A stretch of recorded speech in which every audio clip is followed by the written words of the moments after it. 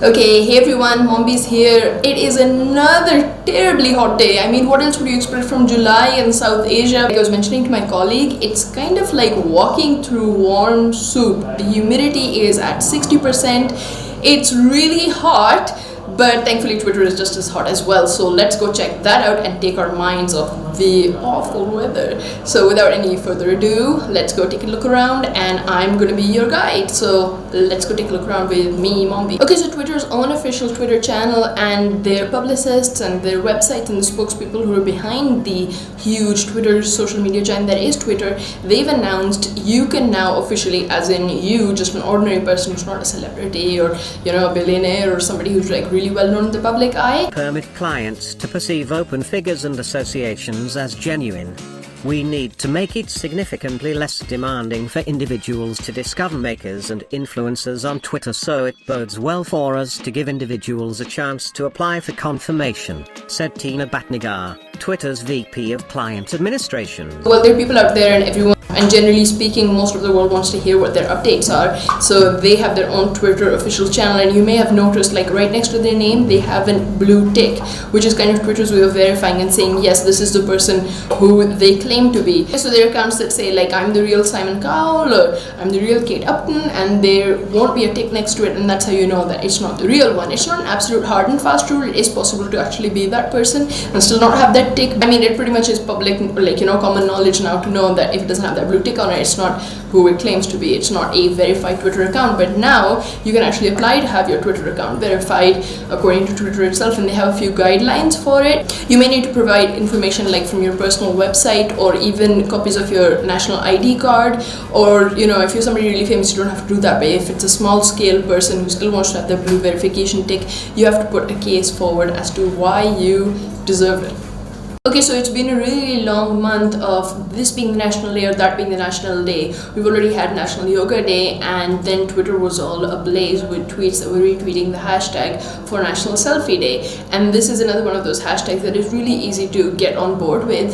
And once again, you can find lots and lots of tweets retweeting this hashtag because, well, it's so relatable. Well, the hashtag itself is National Junk Food Day. Okay, so for National Junk Food Day, just as you can expect, people are going to be retweeting pictures of whatever is their favorite food, and it usually is some kind of food that has this guilt element to it, like it's loaded with calories and fat and sugar and butter, but it still is somebody's favorite food, which they kind of deny themselves normally. Or it might be really expensive food as well, because it's National Junk Food Day, I'm going to indulge myself, or, you know, it's National Junk Food Day, to heck with everything, I'm going to go and get those Dunkin' Donuts, or, you know, something that is kind of this cartoonishly sweet and cute, and again, like, you know, fatty and sugary food.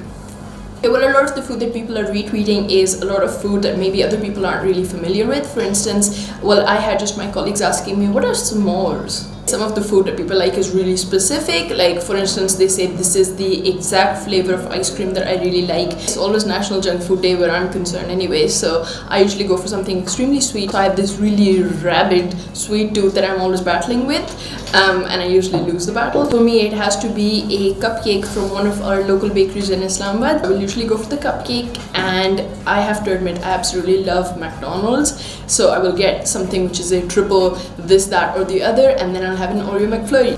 So that is how I will toast National Junk Food Day. And try to lose some weight, for God's sake. Yes, sir! Okay, so it is way too hot to be going into detail about stuff, but anyway, like, the trends are coming thick and fast. It's really hard to keep up with them.